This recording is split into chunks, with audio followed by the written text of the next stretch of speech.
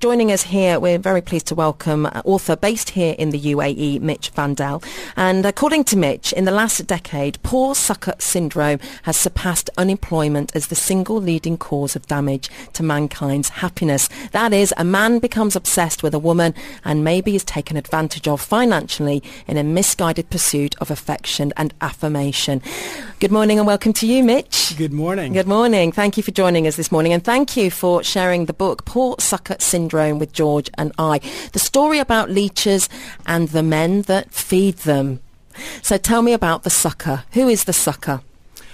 Well, being a poor sucker is when you're unaware that you're being taken advantage of in a relationship, and the woman, sometimes you can slip into that kind of relationship without there being an intention to. Men bring it on themselves many times by being over the top generous, and being a poor sucker is not a matter of a person being generous or not. It's really when it's to your detriment, to an extreme detriment, and poor sucker syndrome tells the story of these extreme cases. So extreme cases, and I suppose just hearing there a little bit of what we touched on earlier, George, with the idea of the con, where in those examples we were talking about earlier, it's almost like somebody identifies a vulnerability or an opportunity to use that person, and in this case what you're talking about is using somebody to gain financially or to gain materially. Is that right? Would you say that's the case? Absolutely, and what I write about in the book to describe poor sucker syndrome is when you can't exit that relationship, even when you know you're taken advantage of to an extreme case, you're emotionally locked in to that relationship, and that's what makes it very serious. Is this an illness that men have? I would call it a social affliction. Mm. So tell me about some examples then, because I know there's Ray that's in the book, and this is very much a self-help book, and at times very tongue-in-cheek as well, but ultimately there is a lot to glean from this if you are somebody that feels that you have been used or abused, taken advantage of, and maybe somebody you thought cared for you but actually was maybe just using you. So tell us a little bit about the character Ray that you use in this book. Well, he's a confabulation of characters, and I've written this book over the last 2 years, and I wouldn't have been able to write it if it hadn't been that I'd lived here in Dubai in a lot of flat shares and gotten to know a lot of different guys from many different countries, and their experiences are very similar.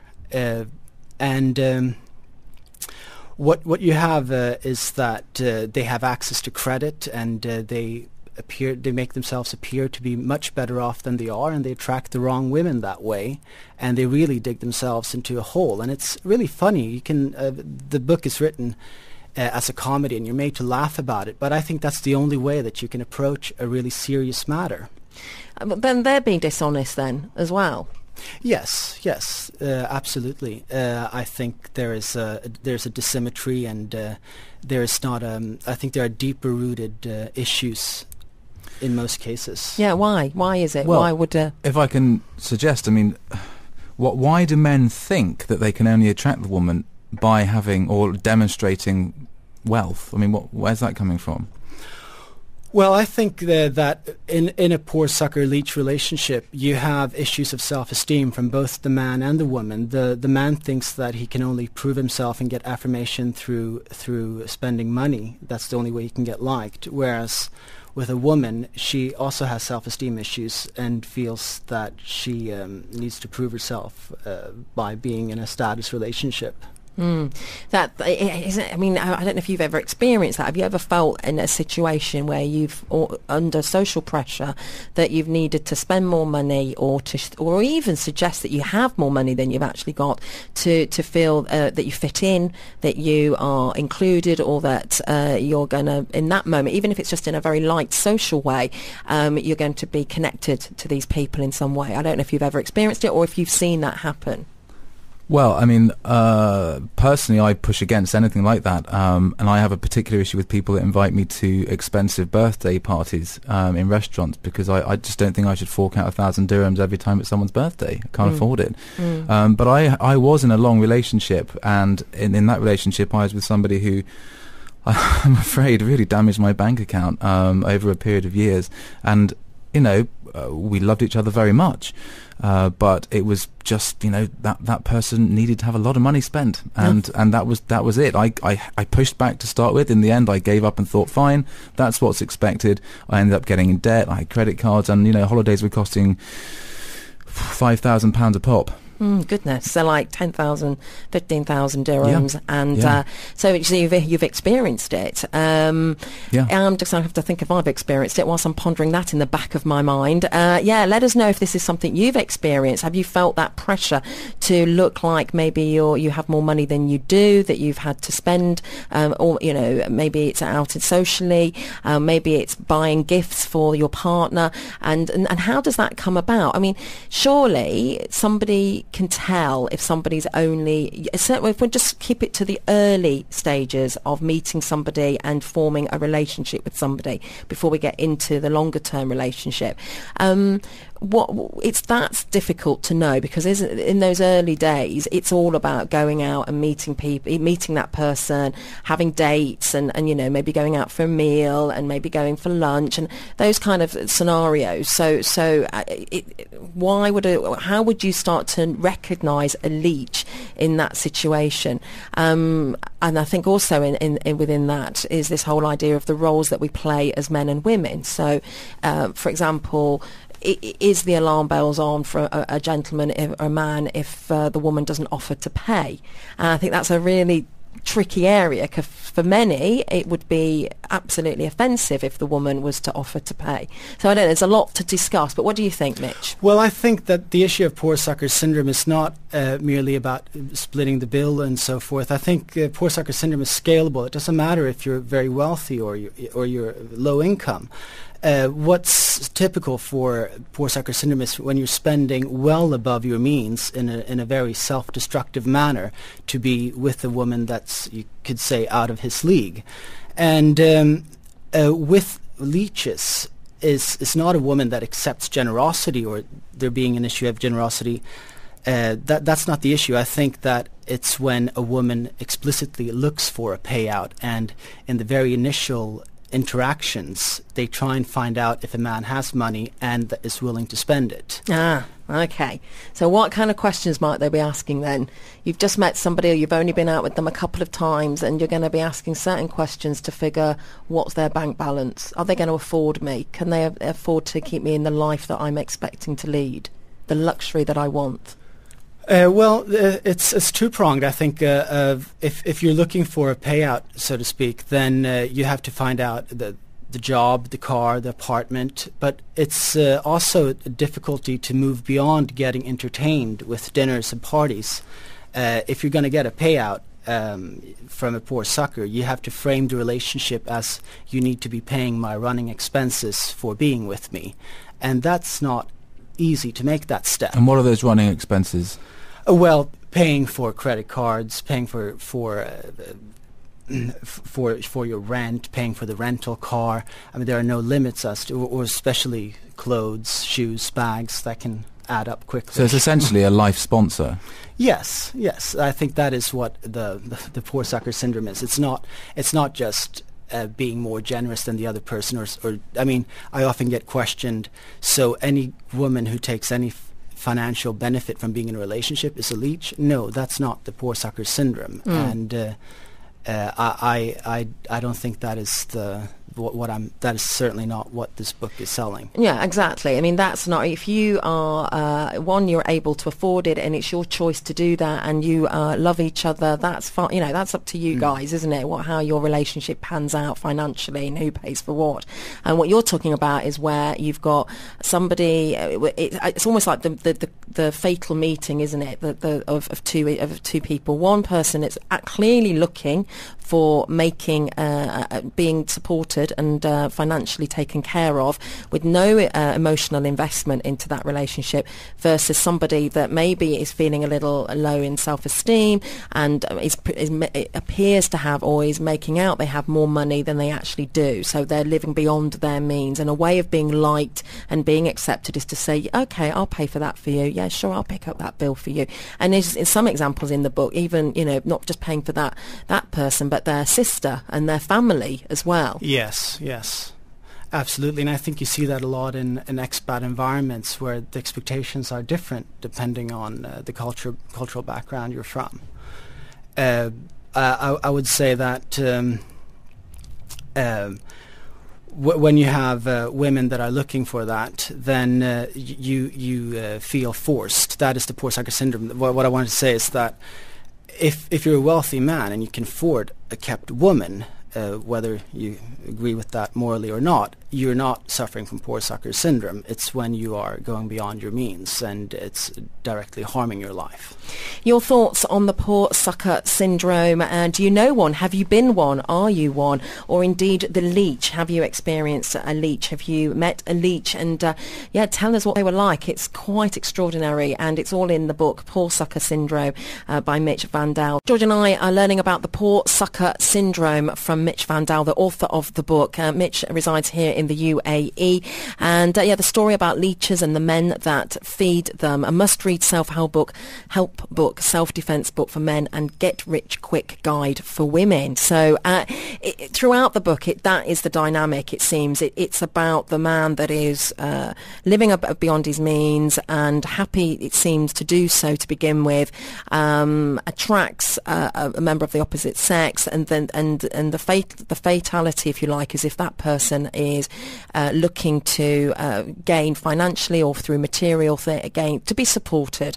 And there you go. And it might not be where the guy thinks, oh, she really loves me, she really likes me. It might not necessarily be the case.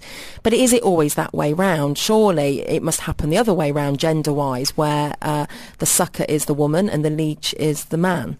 Yes, I think most typically it's the cliche of the widowed woman who's lonely, living in a big house, being conned by a man who comes along, often even older or of the same age. One of the flat shares I was living in here in Dubai for 6 months was with a group of male models, and that was a very interesting experience because they are very used to getting everything for free, always invited to parties and being taken care of, and it almost becomes like, I really noticed that even among men it becomes a scenario where the men feel that they are being generous to allow others and women that are older and wealthy to be generous towards them, and they don't see that they are taking advantage. They're being polite, are they? They're being polite, yeah. And I think that's important to see that. I don't think it's an intrinsic attribute to men or women to become poor suckers or leeches. It's really environmental. When you have the opportunity, you can easily slip into it. So even as we were talking earlier about the poor sucker being the guy and the leech being the woman, it might not always be so cold and manipulative or calculating. It could be that woman does kind of like the guy, but gets into their relationship and gets used to being spoiled with all these gifts and sees the money and thinks that this person seems very generous with the money and kind of succumbs to that lifestyle almost. Is that part of it? Absolutely. It's a little bit like you take that job that you was just going to be for the time being, but then you become dependent on it and you start getting a mortgage. Really? Yeah, well, this is it. When you were saying, George, if it can be, when that's the seriousness of it, isn't it? If you are so far down the line and as a guy you've been paying out and now this person believes you have all this money and that you can afford all of these things, where do you find that money from? Where is it coming from? More credit cards, more, are you borrowing money off others? How do you sustain that lifestyle before the cracks start to show? Or you just get more and more into debt?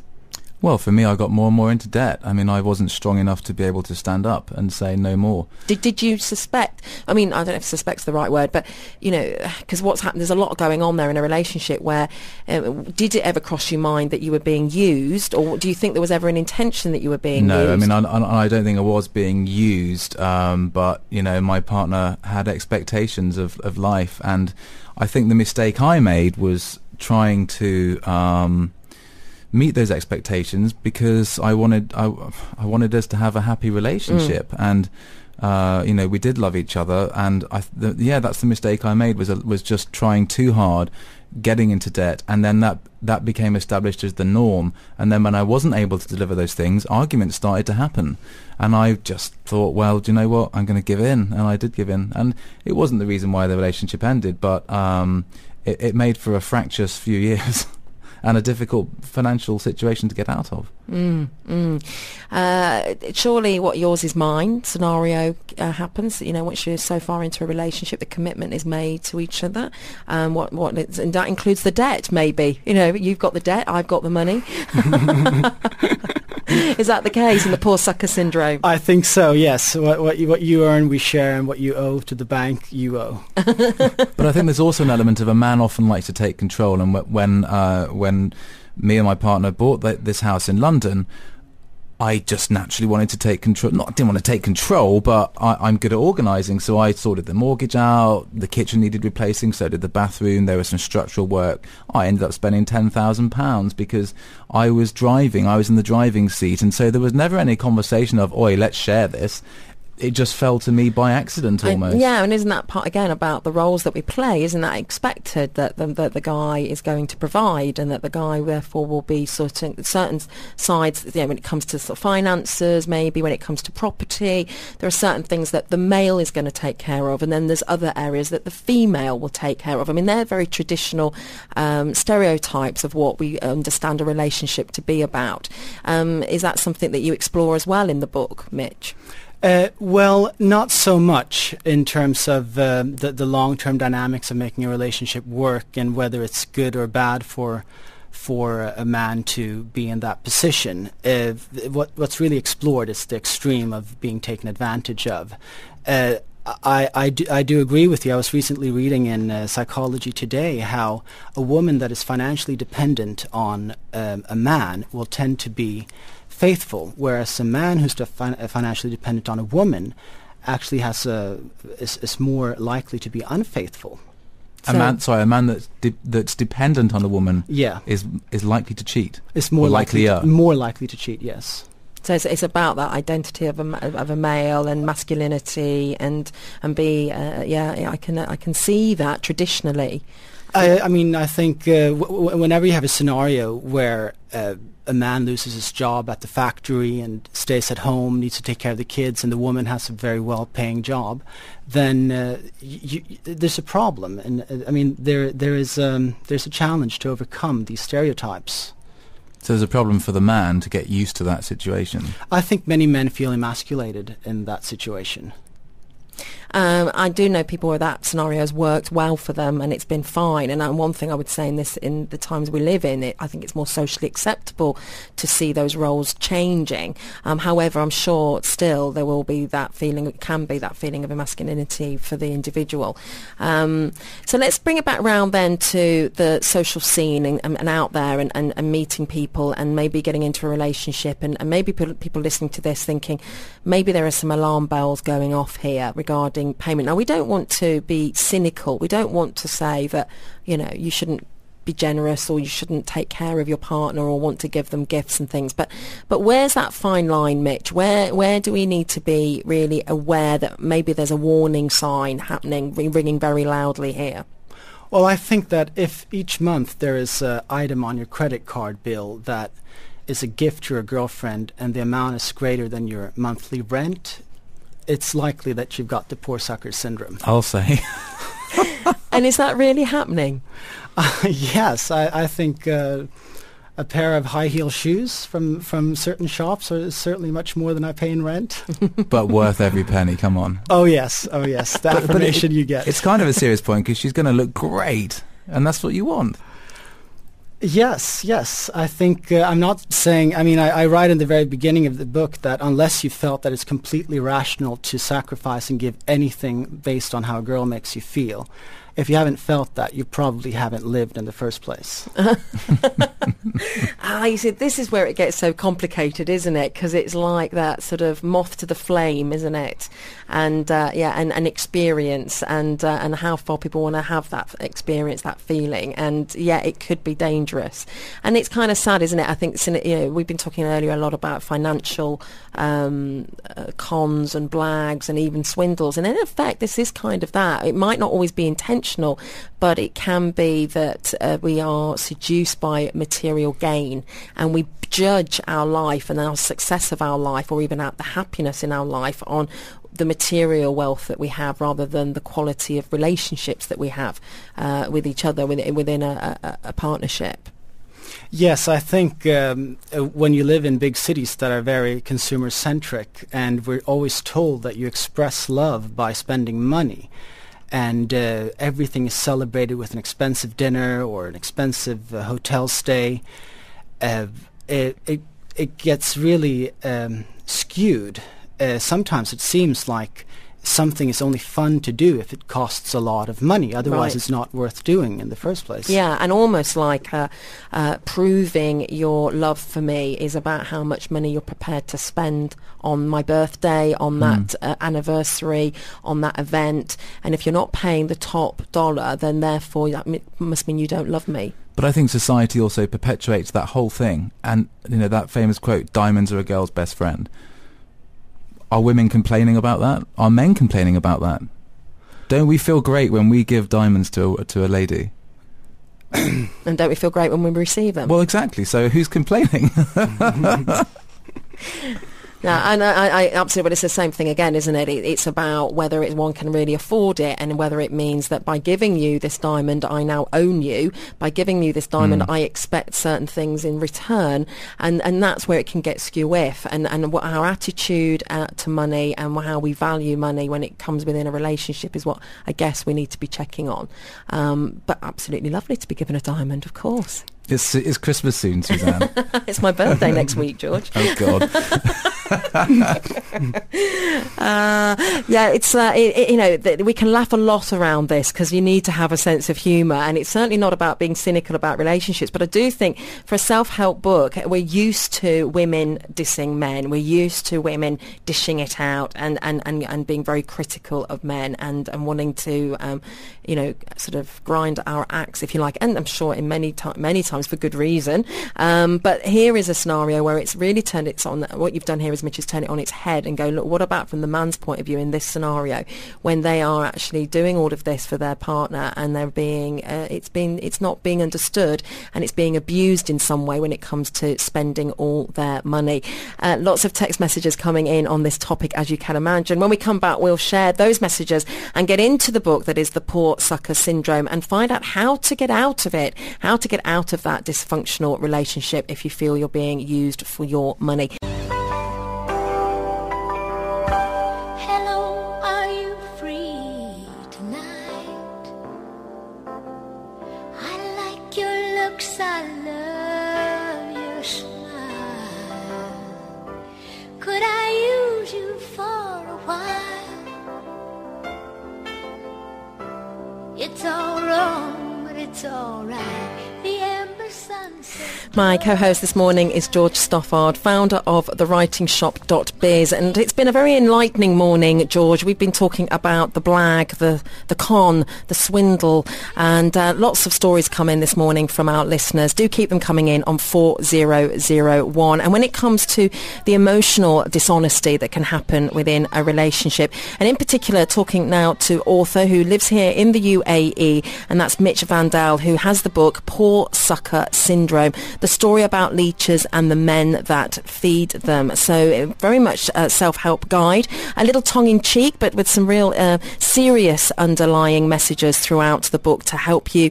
If you are somebody who has fallen foul, if you like, to the sob story, or indeed have been living beyond your means, where you feel you need to be giving financially, through gifts, through material or objects, or in fact just through your bank account, and maybe the feelings are not really reciprocated or indeed genuine. It's all about the lady getting the money. But interesting, Mitch, as we look through the chapters of the book, and we're going to get into how to really pull away from the leech and move on from that experience. But you were telling me just then that actually when in writing the book, and if we check out your website, there's many testimonials from suckers, the poor suckers, and also from the leechers. But many women helped you in this book. It's actually quite a lot of the women that were cross about other women being leechers. Is that right? Absolutely. I think in my experience when discussing this in groups, very rarely will you find a man ever admit even after the fact that he was taken advantage of, and especially not while he's in a relationship when he's being taken advantage of. Whereas with women, they are my biggest fans, the among my few fans, that like the book and what it's saying, because they are very angry that there are a very small number of women that really traumatize men and make it difficult for them and give women a bad name. And I think what you've highlighted there is really important, is that as much as we can smile about this topic, if you are somebody that has invested not only financially into a relationship but also and into another person but also emotionally, and it's turned out that that person was just using you, and maybe the money runs out and they drop you, they're not interested in you anymore, or maybe you lose your job and then your girlfriend or your partner just leaves and they don't want to stand by your side and support you through the harder times. That's absolutely traumatic and destroying to somebody's self-esteem and that what they believe to be how they view the opposite sex. All of that, it becomes extremely damaging, doesn't it? I agree, and I think this is the most serious matter of poor sucker syndrome. I mean, money comes, money goes. You'll get that back, hopefully. But what's really tragic with poor sucker syndrome is that if somebody feels that they genuinely love someone with their whole heart and was completely cheated, they can get embittered and have a very hard time ever trusting anyone again. And that's really where it stops being comedy, and it's a really serious matter. Let's share some of the messages that are coming through. This one, my last partner came from a background of living on tick, so living on credit. She caused me a lot of financial grief. If she didn't get her way, she would use all sorts of emotional blackmail. I stuck with this until my children finished their education, and then I left. She got the house and I was left to start again. And then another message here, this subject is as deep and varied as the oceans. Beware, there are no cut and dried scenarios. Many of us women and men have been rejected by those who have money because we are not good enough, beautiful, young, or whatever.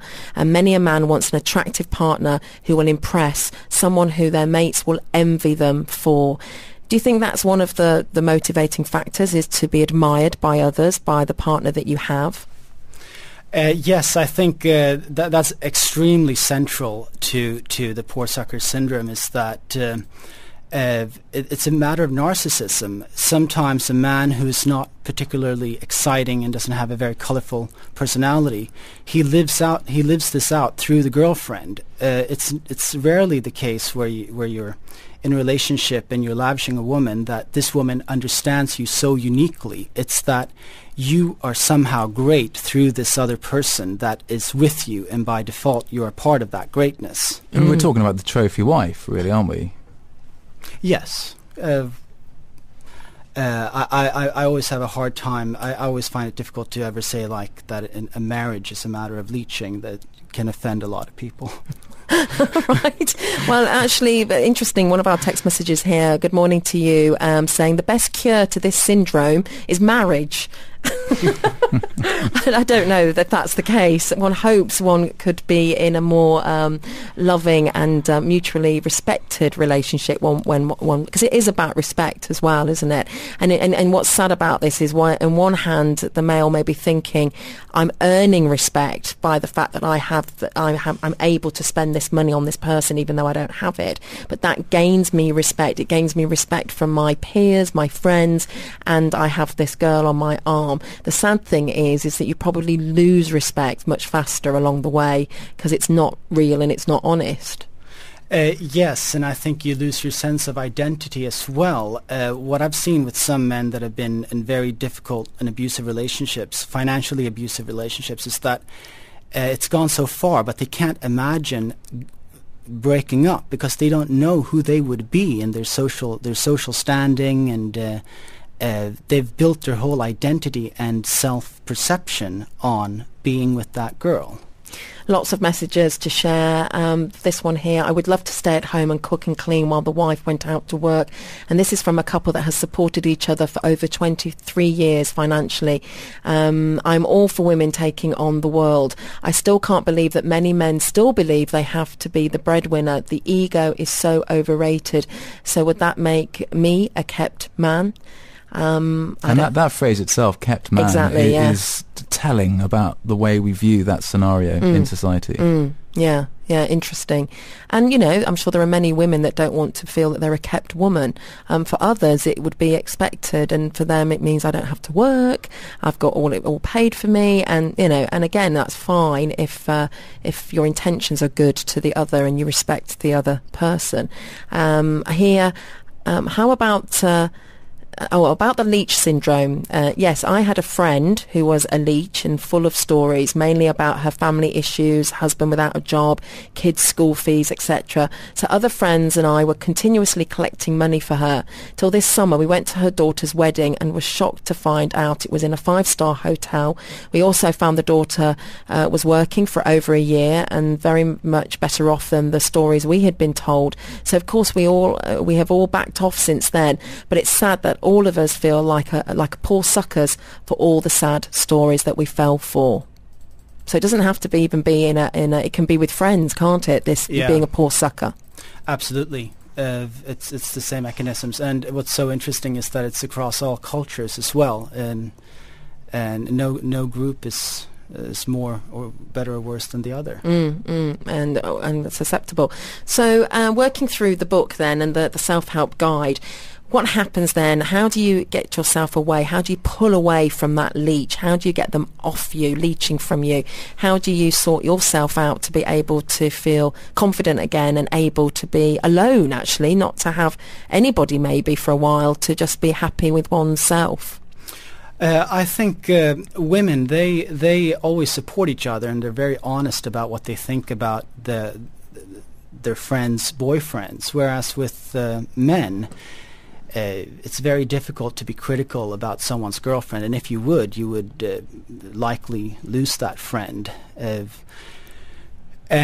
So what we've done is we've started the Poor Suckers Anonymous support group, where it's almost like women coming together, and we joke about it. We don't criticize girlfriends, but we play roles and telling stories about friends that we have that are poor suckers.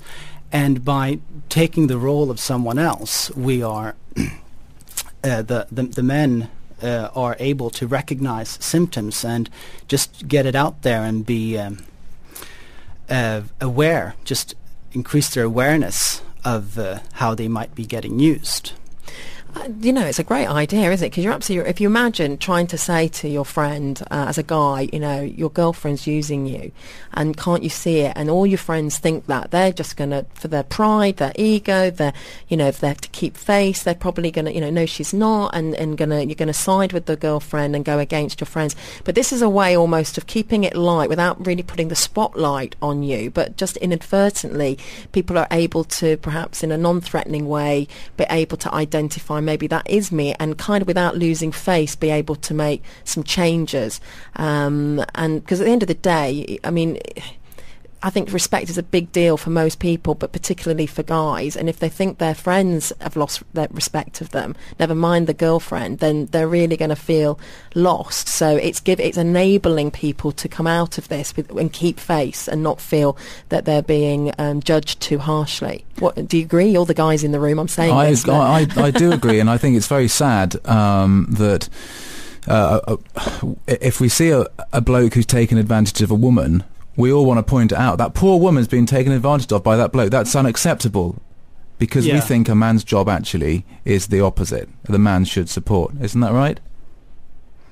Isn't that why we feel outraged? But when a woman's taken advantage of a man, well, we don't want to go there. That's right, and it comes down to stereotypes that the guy has to deal with these issues himself. Yeah, and I don't know if that's just about the man is there to provide or to support or to be. I think it's just about being decent to each other. And that sense of outrage, when and I would feel it if I saw a man taken advantage of a woman like that financially, I would think, hang on a minute, mate, that's really out of order. You don't treat women like that. Sure, yeah. Well, here's a thought as well. What if both benefit from the disease? A friend of mine is giving the love and care to this guy where, and you know what? They both know where they stand, and one definitely is helping out financially.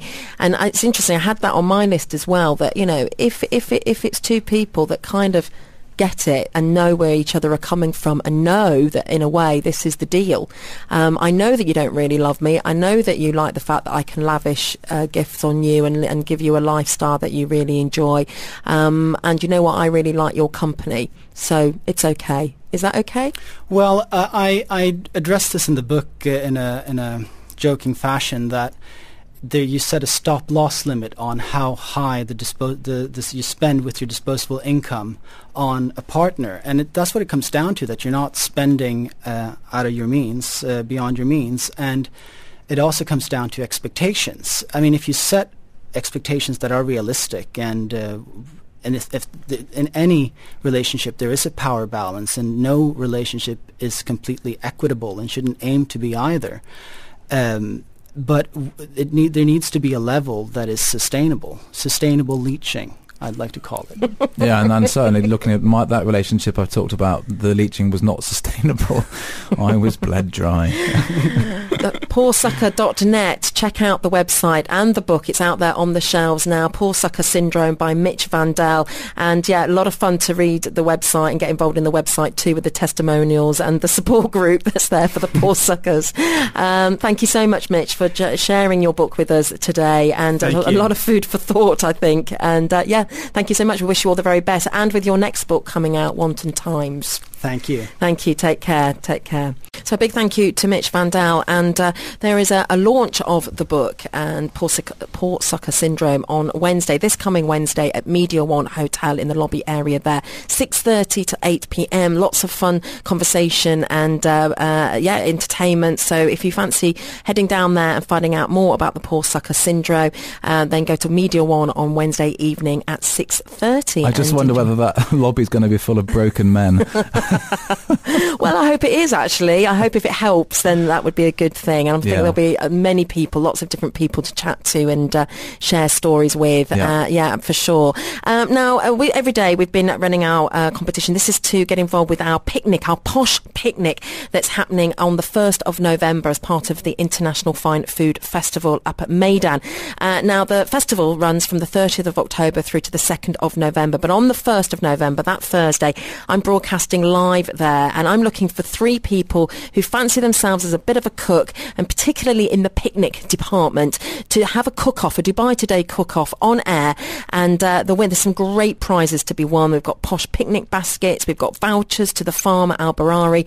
The main prize, and George and I, we've already experienced a part of this prize at the Casa Al Sarab, and they're giving away an overnight stay for 2 people in a deluxe garden room there, and that's the main prize of our Dubai Today cook-off. So a lot to be in it for, to win it. And so if you are a dab hand at your salads, or maybe a great dessert, a little cake or something that would work really well at a posh picnic, then do let us know. We've got a few minutes left of the show. Text in the word picnic, or indeed go to our website, dubai1038.com. All the details are there, and you can email me directly, whether it's your salads or your gourmet sandwiches, or maybe it's dips, or maybe little meat dishes, veggies, whatever, but it needs to be mighty fine for our posh picnic and all that's happening there at the International Fine Food Festival. Great festival there. Looking forward to hearing those recipes. Yeah, I have to say, every day I get the entries and I'm like, oh my word, it's going to be very difficult to choose 3,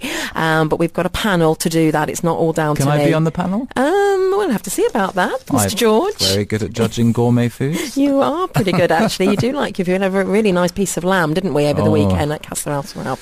To die for. To die for. So there you go. Dubai1038.com for all the info, or if you know off the top of your head the dish that you're great at and you're available on the 1st of November to join me up at Meydan, then text in the word picnic and we'll get back to you later today.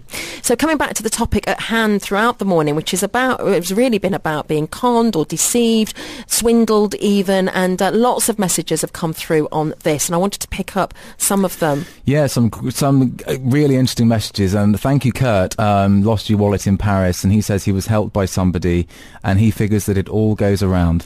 That's a really good text. That's referring to the dilemma we put out there. If somebody asks you for 100 dirhams, saying that they need to get somewhere and they haven't got any money, and maybe one of their family members are ill, and would you give the money? And lots of people, lots of different points of view on this.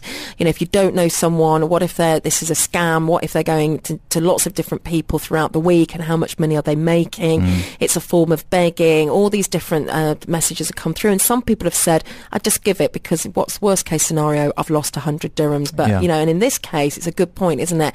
When I was in that position for this individual in Paris, I needed help, and somebody helped me. Well, it's your worst nightmare, isn't it, in a foreign country, and you've lost your wallet or had it stolen, and you need help. And it actually happened to me in Bangkok this year when I left my ATM card in the ATM, and luckily there was someone there who I knew, didn't know very well, but he was prepared to lend me a sizable amount of money to get through the week.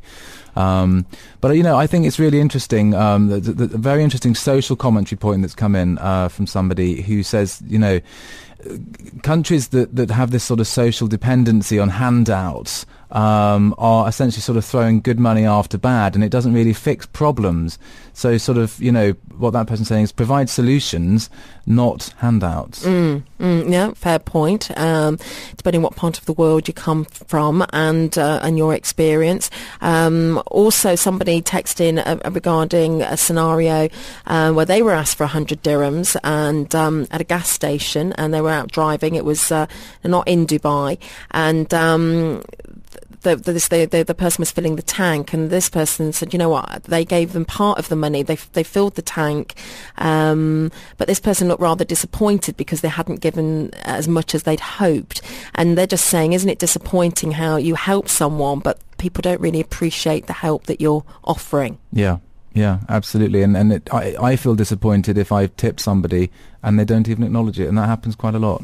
Yeah, I almost started saying, "Oi, I'll have that back, thank you." See, that is an interesting one. I think there's a notion sometimes that there's an assumption made from the other side that everybody's really well off and everybody's got lots of money, and actually people work hard for their money, and it's not for anyone to judge or assume that, well, you've got loads of money, so can you give me a little bit of that, please, and not be thankful for it or appreciative of it. Really interesting discussions all this morning, and thank you so much for all your text messages, massages even, I don't know, text messages, and just goes to show how much we think and feel on these matters. And so